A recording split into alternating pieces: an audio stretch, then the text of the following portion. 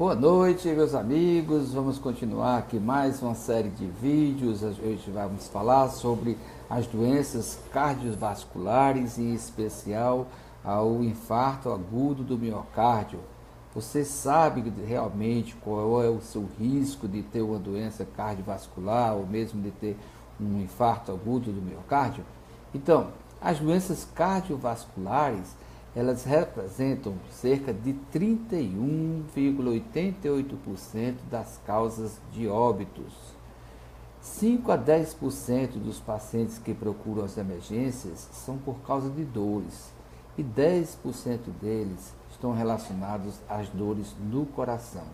Primeira coisa que a gente gostaria de diferenciar, às vezes as pessoas confundem muito infarto com parada cardíaca. São coisas diferentes. A parada cardíaca é, como o próprio nome está dizendo, é a parada dos batimentos do coração. E o infarto é um entupimento, né? Ou seja, uma obstrução de uma artéria que leva a problemas de irrigação do coração. Uma pessoa com um infarto pode ter uma parada cardíaca, mas uma parada cardíaca pode ser ocasionada por alterações eletrocardiográficas, ou seja, arritmias, que nada tem a ver com o infarto. Então, mas a gente está aqui mesmo para falar sobre quais são esses fatores de risco. Será que você tem esses fatores de risco para o infarto? Primeiro, a gente gostaria de dizer que existem dois fatores de risco para o infarto que são muito importantes. Uns a gente consegue mudar, que são fatores de riscos mutáveis. Outros a gente não consegue mudar porque não depende da nossa vontade. Por exemplo, o sexo da gente, o gênero, o sexo, é masculino, feminino. Ninguém pode mudar. E a gente sabe que os homens, eles têm uma maior predisposição para ter o infarto agudo do miocárdio. Homens de 45 anos em diante e mulheres só vão ter essa mesma preocupação com o infarto quando elas chegam acima de 55 anos, quando os ovários não estão funcionando mais para a produção dos hormônios. Agora, existem fatores que podem ser mudados, né? Então, entre os fatores que ainda não podem ser mudados, vou relembrar a história familiar. Então, a história familiar é muito importante.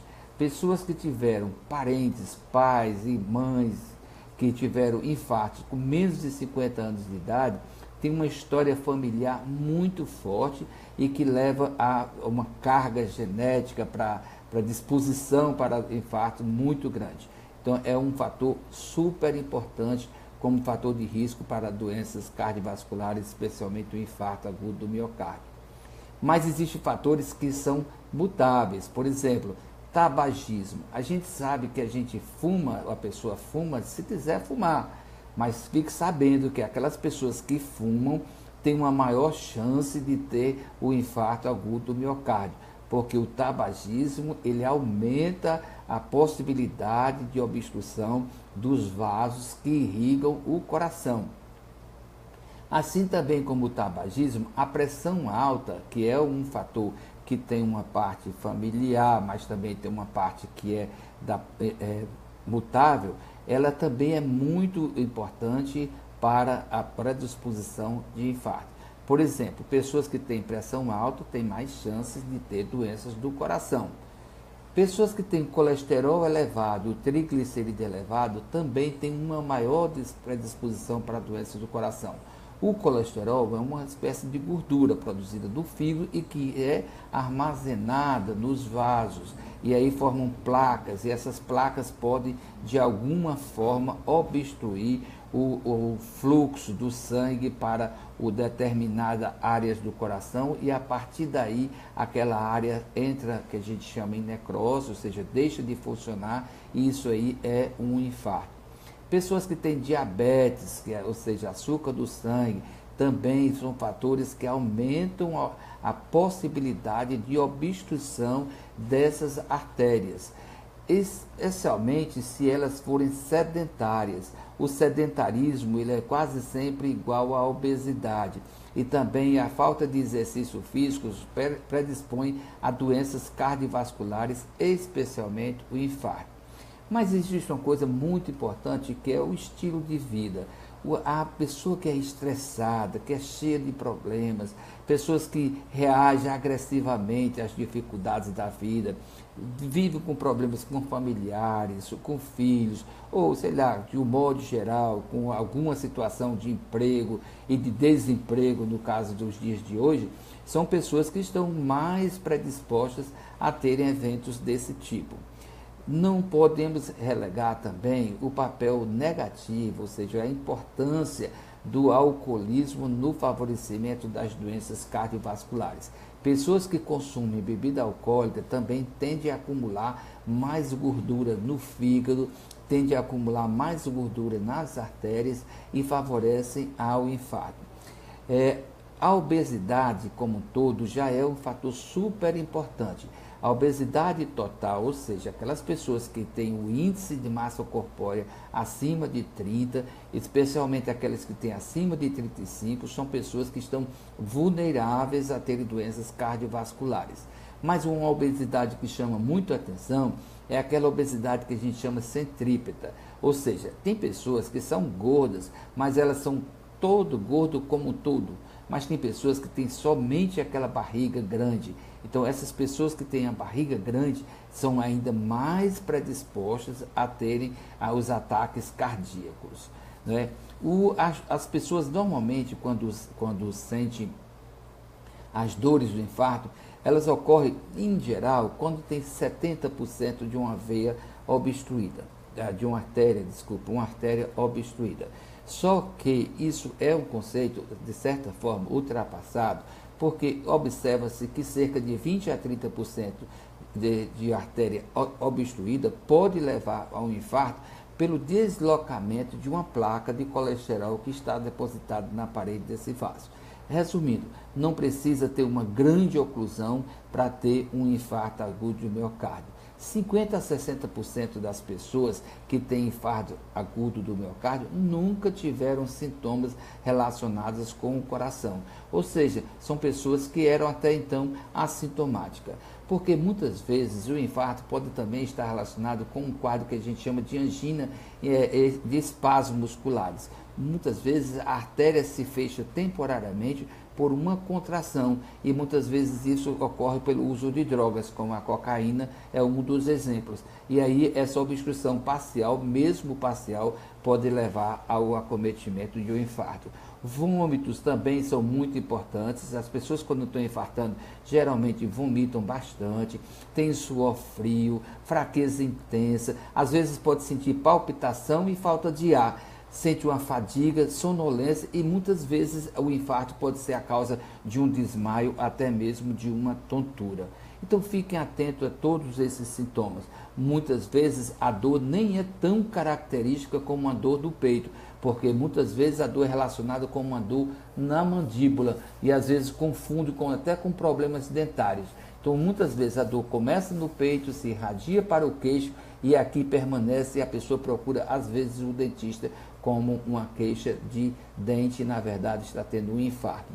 Pode às vezes a dor se irradiar para o braço, pode irradiar para as costas, pode estar relacionado com esforço físico, mas mesmo em repouso você pode ter um infarto agudo do miocárdio. Nem sempre as coisas acontecem tão cheios de sintomas. Um ou outro sintoma pode faltar, o importante é que o conjunto do quadro clínico leve a pensar em infarto e aí tem assim, as medidas tomadas mais precocemente. O diagnóstico do infarto ele se dá quase sempre pelo clínico, né, ou seja, pelo quadro clínico que a pessoa apresenta, mas pode estar relacionado com a realização de um exame de eletrocardiograma. Muitas vezes a gente faz um eletrocardiograma e diagnostica infartos antigos, que a pessoa teve até mesmo sem saber. Mas na fase aguda, o infarto pode apresentar alterações no eletrocardiograma e essas alterações nos guiam para o tratamento da doença como a doença principal. Alguns exames de sangue, desculpe aqui, alguns exames de sangue, alguns exames de sangue podem também levar a suspeitas de infarto agudo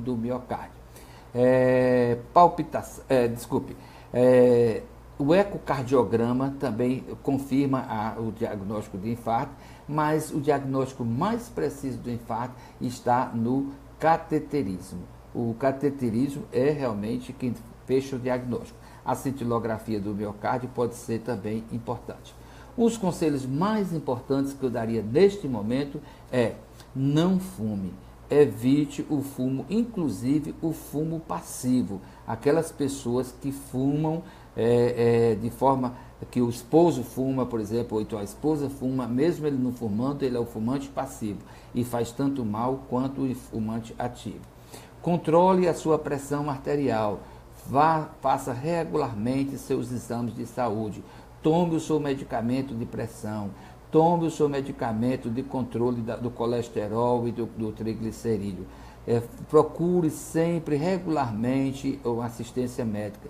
Veja o seu peso. Se você está acima do seu peso ideal, procure perder peso. Mude o seu estilo de vida se você é sedentário. Procure realizar exercícios físicos. Faça uma dieta mais saudável. Evite as gorduras, evite os doces. Isso pode favorecer ao desenvolvimento de placas de artérias, de colesterol e causar obstrução das artérias. Controle seu estresse. Procure levar a vida com mais tranquilidade. Muitas vezes o estresse leva você a tomar atitudes imediatas, imprecisas, atitudes desfavoráveis à sua saúde. Lembre-se, a sua saúde está acima de qualquer outro problema. Então, controle o estresse para evitar problemas de saúde. E, por fim, evite bebidas alcoólicas. Elas são muito importantes como fatores predisponentes para o infarto agudo do miocárdio.